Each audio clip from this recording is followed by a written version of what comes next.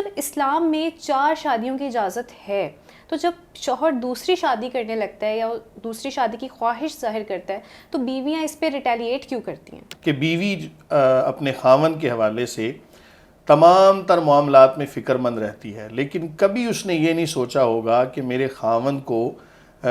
جو اصل مقصد ہے شادی کا، ٹھیک ہے، اس میں کیا اطمینان حاصل ہے یا نہیں۔ کہ زمانہ جاہلیت میں لوگ صرف 4 نہیں بلکہ 10 شادیاں کیا کرتے تھے۔ یہاں پہ تو 4 کی بات ہے نا، زمانہ جاہلیت کی بات کر رہا ہوں، وہاں پہ 10 شادیاں ہوتی تھیں، یعنی آپ دیکھیں کہ 10 میں سے کم کر کے 4 کیا۔ زمانہ جاہلیت میں اس سے بھی زیادہ، لیکن جب معاشرے کو ضرورت بن جائے کہ بیواؤں کی تعداد بڑھ جائے، طلاق یافتہ جو خواتین ہیں ان کی تعداد بڑھ جائے، یا کنواری خواتین ایسے بیٹھی ہوئی ہیں، تو بھائی ظاہر ہے ان کی کفالت تو کرنی ہے نا کسی نہ کسی نے۔ تو ہم یہ تو دیکھتے ہیں کہ ایک جانور کے بچے کو پانی پلانا وہ اتنا ثواب ہے، تو اس حدیث کو ہم سامنے رکھتے ہوئے جانوروں کے اوپر تو رحم کر رہے ہیں، لیکن انسانوں پہ رحم کیوں نہیں کر رہے؟ السلام علیکم، میں ہوں آپ کی ہوسٹ سیدہ صالحہ جعفری، اور آج ہمارے ساتھ موجود ہیں مفتی سخاوت صاحب۔ السلام علیکم سر، کیسے ہیں آپ؟ وعلیکم السلام ورحمۃ اللہ، الحمدللہ علی کل حال۔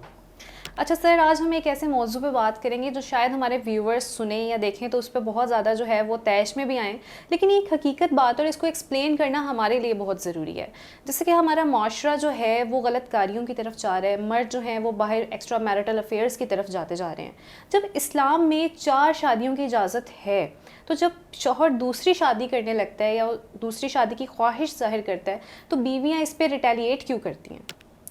بسم اللہ الرحمن الرحیم، اللہم صلی وسلم وبارک علی سیدنا و مولانا محمد وعلی آلہ وصحبہ وبارک وسلم۔ بہت شکریہ یاد آوری کا، اور یہ معاشرے کے لیے بہت ہی اہمیت کا حامل موضوع ہے، اور جہاں تک آپ کے سوال کا تعلق ہے تو اگر آپ اس کا لب لباب سماعت کریں تو یہ ہے کہ تعلیمات اسلامیہ سے جب دوری ہوتی ہے، کوئی بندہ جب دین اسلام کو رسمیہ طور پہ پڑھتا ہے، صرف اس معنی میں کہ قرآن پڑھا محض ثواب کی نیت سے، اور اصل مقصد اس کا نہ سمجھا، تو پھر ایسی بہت ساری خرابیاں معاشرے کے اندر جنم لیتی ہیں۔ انہی میں سے ایک خرابی یہ بھی ہے کہ بیوی اپنے خاوند کے حوالے سے تمام تر معاملات میں فکر مند رہتی ہے، لیکن کبھی اس نے یہ نہیں سوچا ہوگا کہ میرے خاوند کو جو اصل مقصد ہے شادی کا، ٹھیک ہے، اس میں کیا اطمینان حاصل ہے یا نہیں۔ اگر اطمینان حاصل ہے تو کتنا حاصل ہے، اور اگر نہیں ہے تو کیوں نہیں۔ اب یہ سوالات اور ان کا جواب اسے تب ملے گا کہ جب وہ تعلیمات اسلامیہ کو صحیح معنوں میں پڑھے گی اور ان پر عمل کرے گی۔ دین اسلام نے بہت ساری چیزوں میں مزاج کا خیال کیا ہے، بہت ساری چیزوں میں معاشرے کا خیال کیا ہے، بہت ساری چیزوں میں پابند بھی کیا ہے۔ تو جب ان تمام تر چیزوں کی حقیقتوں کو دیکھیں گے نا تو پھر سارے کے سارے جوابات کھل کے سامنے آ جائیں گے، پھر کسی قسم کی تشنگی باقی نہیں رہے گی۔ تو سب سے پہلی بات اور سب سے پہلی وجہ تعلیمات اسلامیہ سے دوری ہے۔ ٹھیک ہے، تو یہ اس کو فیملز کہتی ہیں کہ ہمارے ساتھ زیادتی ہے، اگر دوسری شادی شوہر کر رہا ہے تو وہ زیادتی ہے، کہ یہ زیادتی کے زمرے میں آتا ہے؟ دیکھیں، قرآن مجید فرقان حمید میں ارشاد باری تعالیٰ ہے، فَانْكِحُوا مَا طَابَ لَكُم مِّنَ النِّسَاءِ مَثْنَىٰ وَثُلَاثَ وَرُبَاعَ فَإِنْ خِفْتُمْ أَلَّا تَعْدِلُوا فَوَاحِدَةً۔ تو اس آیت مبارکہ کی اگر آپ تفاسیر کو دیکھتے ہیں، شان نزول کو دیکھتے ہیں، تو عرب معاشرہ جو تھا نا اس کے اندر، چونکہ آپ اس بات سے بالکل واقف ہیں اور ہر بندہ واقف ہے کہ عرب کا جو کلچر ہے نا اس کے اندر بڑی حدت ہے، حدت بمعنی گرمی کہہ لیں، یا ان کی خوراک ایسی ہے کہ جس کے اندر نا بہت زیادہ حدت کھانے کے بعد پیدا ہوتی ہے۔ تو ان کے مزاج کے اندر نا خواتین بھی اس چیز کو بالکل معیوب نہیں سمجھتی کہ ان کا خاوند کوئی دوسری شادی کرے یا تیسری یا چوتھی۔ تو آپ یہ دیکھیں کہ زمانہ جاہلیت میں لوگ صرف 4 نہیں بلکہ 10 شادیاں کیا کرتے تھے۔ یہاں پہ تو 4 کی بات ہے نا، زمانہ جاہلیت کی بات کر رہا ہوں، وہاں پہ 10 شادیاں ہوتی تھیں۔ سرکار دو عالم صلی اللہ علیہ وآلہ وسلم آپ نے جب تعلیمات اسلامیہ لوگوں کو بتائیں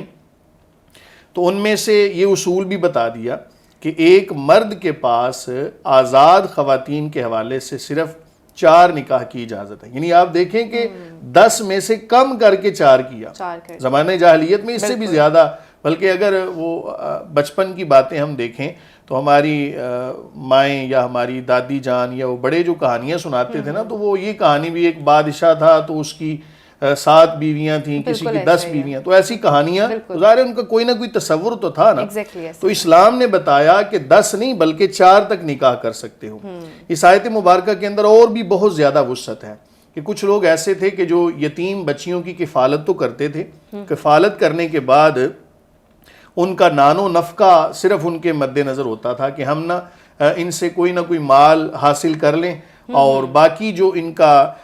جو حق ہے اصل حق زوجیت اس کو نہ بھی ادا کریں تو کوئی مسئلہ نہیں. تو اس پر قرآن مجید فرقان حمید کی آیت مبارکہ نازل ہوئی کہ جو تمہیں خواتین پسند ہیں ان سے تم نکاح کرو, اور کتنی, 2 سے کر سکتے ہو, 2 سے, 3 سے, 4 سے. اگر بالفرض, یعنی اگر تمہیں اس بات کا اندیشہ ہے, تم یہ سمجھتے ہو کہ تم ان کے مابین انصاف نہیں کر سکو گے, تو پھر فواحدہ ہے. یعنی واحد تو آخر میں جا کے ذکر کیا نا, تو اس سے پہلے 2, 3 اور 4 کا جو حکم ہے. اور پھر جس طرح میں نے بطور تمہید آپ کے گوش گزار کیا کہ اسلام نے بہت ساری چیزوں میں طبیعتوں کا لحاظ کیا ہے. تو اب دیکھا یہ جائے گا کہ ایک مرد ہے یا خاتون, ان کی طبیعتیں کیسی ہیں. اگر بالفرض خاتون جو ہے وہ اپنے خاوند کو اس طرح اطمینان دے رہی ہے جس طرح واقعتاً حق ہے, تو پھر اگر خاوند ایک ہی شادی پہ اکتفا کرتا ہے تو اس پر گناہ نہیں ہے. لیکن جب معاشرے کو ضرورت بن جائے کہ بیواؤں کی تعداد بڑھ جائے, طلاق یافتہ جو خواتین ہیں ان کی تعداد بڑھ جائے, یا کنواری خواتین ایسے بیٹھی ہوئی ہیں, تو بھائی ظاہر ہے ان کی کفالت تو کرنی ہے نا کسی نہ کسی نے. تو یقینی طور پہ خاتون کے لیے کوئی لازم نہیں ہے کہ حق زوجیت ادا کرنا ہی یا مقاربت ہی اس کا حق ہے, بلکہ خاتون کے لیے ایک مرد کا نام ساتھ جڑ جانا یہ بھی اس کی سیفٹی کے لیے اور اس کی حفاظت کے لیے بڑا معنی رکھتا ہے. تو خواتین کو وسعت نظر کا, وسعت سوچ کا مظاہرہ کرنا چاہیے اور دل بڑا کرنا چاہیے. تو ظاہر ہے جب دل بڑا کریں گی, وسعت نظر کا مظاہرہ کریں گی, تو ایک ایسی خاتون کہ جو گھر میں بیٹھی ہے, جس کے جو اپنے والدین کے حوالے سے بھی فکر مند ہے, اپنے بھائی بہنوں کے حوالے سے بھی فکر مند ہے, معاشرے کے حوالے سے فکر مند ہے, تو ہم یہ تو دیکھتے ہیں کہ ایک جانور کے بچے کو پانی پلانا وہ اتنا ثواب ہے. تو اس حدیث کو ہم سامنے رکھتے ہوئے جانوروں کے اوپر تو رحم کر رہے ہیں, لیکن انسانوں پہ رحم کیوں نہیں کر رہے؟ اور انسانوں میں سے صنف نازک, جس کو صنف نازک کہا گیا ہے, تو اس کے اوپر رحم کرنا یہ خاتون کی ذمہ داری ہے کہ وہ اپنے خاوند کو اجازت دے کہ بھئی اگر کوئی ضرورت مند ہے, کوئی محتاج ہے, محتاج سے مراد حاجت مند, تو اگر کوئی ایسی خاتون ہے تو اس کے ساتھ نکاح کی اجازت دینی چاہیے اسے. ٹھیک ہے.